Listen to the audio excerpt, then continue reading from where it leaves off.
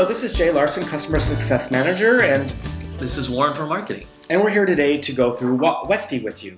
Westie's our new release coming out this weekend, and it has a lot of new features in it, and we're going to go through them and show you what they are today.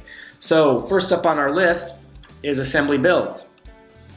We've modified the print form on assembly builds so that the design fits in with the rest of our print forms, and also made modifications to the footer, if you have one, that will center everything depending on which footer sections you're using. There was an issue where the middle footer section wasn't being centered properly, and it now is on all documents. The audit log is next up on our list, and in the audit log we have done one thing, and we've added a new field to track, and it's called cleared posting. So when you clear a posting on a document, it will now show up in the audit log. The next up is locations. The locations window had an Avalara validation screen that really wasn't necessary if you didn't have Avalara enabled. So we removed that for those who don't have Avalara enabled. And for those of you who don't know what that is, you should check it out. It's automatic sales tax calculation. The Customer Vendor Central is next up, and here we made a few improvements. First of all, we've given you the ability to copy documents right from the Customer Vendor Central. So if you have a bill that's going to be very similar to one that you've already created, you can just right-click and choose Copy. It'll copy all the information over for you, and all you need to do is change what needs to be changed, and you'll be done. And the second thing we did was we fixed an error when grouping customers, so that has been resolved. Next up is the cash receipts. And on cash receipts, we did a few things. The first of all being the cash receipt list. So this column here used to say type, and it's now called deposit status because that's more descriptive of what the column data is including. And it'll say deposited or undeposited here. So that's a little more descriptive column header. And the next thing that we did in this list is we added a column, and this is also in the bill payments. The column is called type, and it includes data about the kind of cash receipt or bill payment we're looking at, because there's a little bit of confusion when prepayments were there, and also when the $0 cash receipts were created to apply a prepayment to an invoice. So now they're all clearly labeled so that you know if it's a prepayment, if it's one that's applying a prepayment to an invoice, whether it's a invoice itself. So that'll help you out there. And the same is true of the bill payments. This the type column will give you that same information. So the next up is cloud banking, and on cloud banking, if the period wasn't selected in the matching window, it wouldn't let you match. So this is the matching window, and if the period didn't have the ending didn't have a value, it wouldn't let you match. So now that's been addressed, and all the possible matches will appear. Next up is credit memo, and this is a minor cosmetic issue, but when creating a credit memo, there's different external and internal memos that you can add, just like the rest of the documents, and these were slightly off in size, so we made them just consistent. Next up is purchase returns, and on purchase returns we renamed some fields to match the names on other documents. For example, this said purchase return, so label improvements, make it more clear. And on deposits, set up the deposits so that now when you change the amount deposited by unselecting or selecting a cash receipt, the totals are automatically adjusted, and that was not working before. And we have improved the error handling when you tried to generate a bill when the item receipt was closed. So from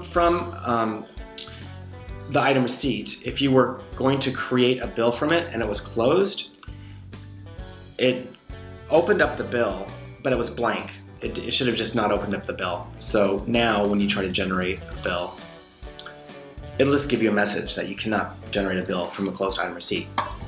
We have an improvement in the item card. And on the item card, what we did is we changed that word cost up here, it's been confusing, to expected cost. So now we've renamed all of the cost fields so that they should all be clear. This is expected cost, and down here on a previous release, we renamed the last cost, historical average cost, and current unit cost. So those should be all descriptive now.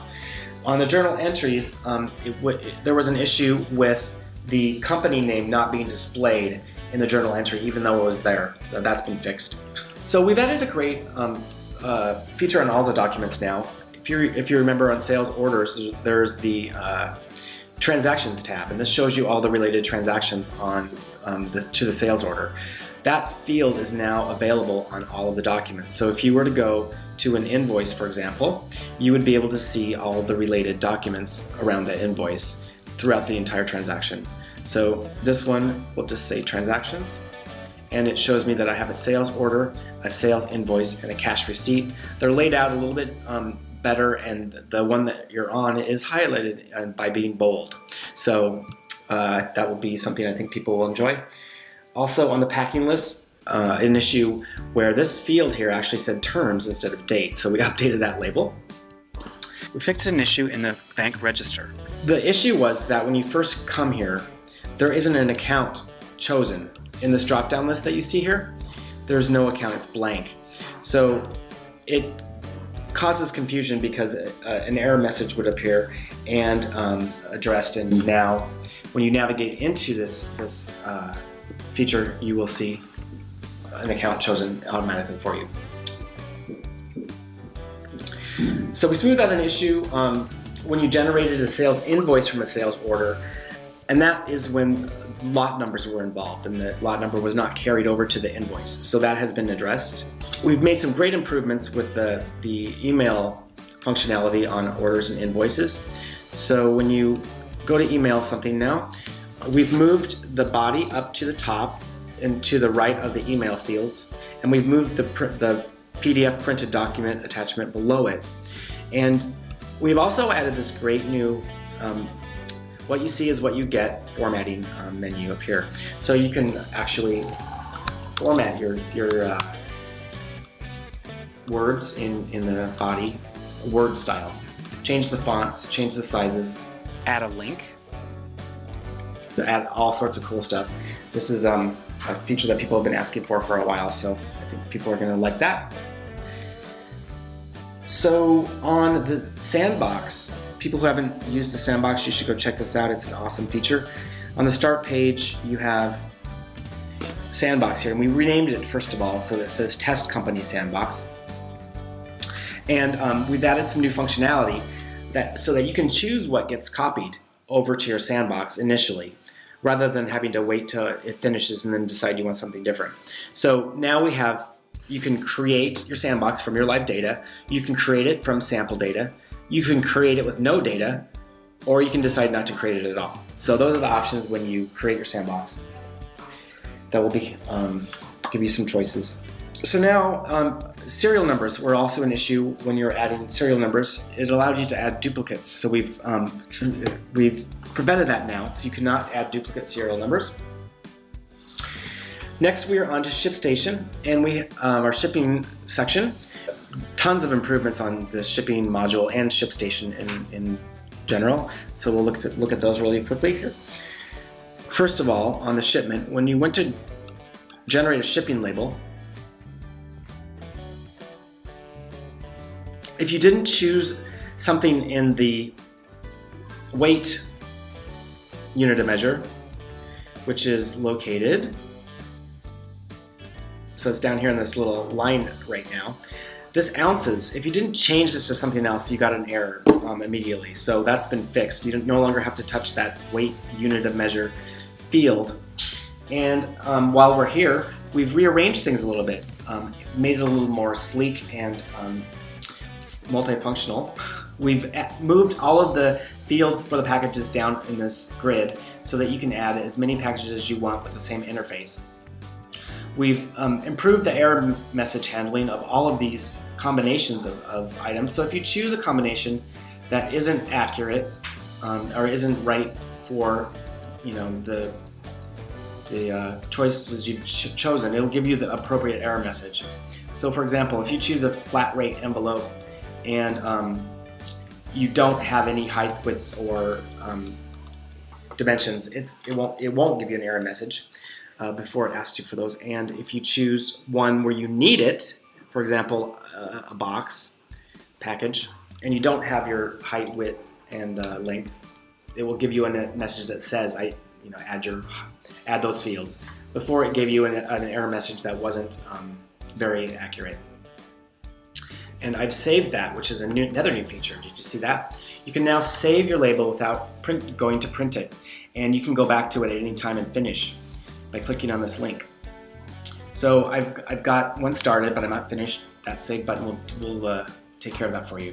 Now, if you want to, when you're ready to save and print, and you don't have all the fields filled out, you can save and print. It'll give you the specific fields that need to get filled out, and they'll even point you in the right direction up here with this little balloon that tells you what you need to have filled out. We've changed these buttons slightly. They now are more descriptive of their function. The save and print will save and print, fancy that, and the save button will just save, like I mentioned before. The test label has been made red and put over to the right side of Update Carrier so that you can print a test label before you print the real one. And then down here in the addresses fields, we've made these read-only, and because the addresses are pulling from the shipment document itself, so if these need to be updated, they should really be updated on the shipment document, so in the addresses tab. So if you want to update the address, do it here, and then it'll automatically be carried over to the shipping labels. And then a couple more things. We fixed a couple labels where this didn't have a space in it, and there was another one that we renamed. So just some general cosmetic improvements on the shipping label as well. And we think that will make this experience be a lot more pleasant for you. So enjoy that. And that is our Westie release. Please don't hesitate to call our support line if you have questions about these new features. And look forward to seeing you on our next release. Good day. Cool. Thanks, Jay. Great job.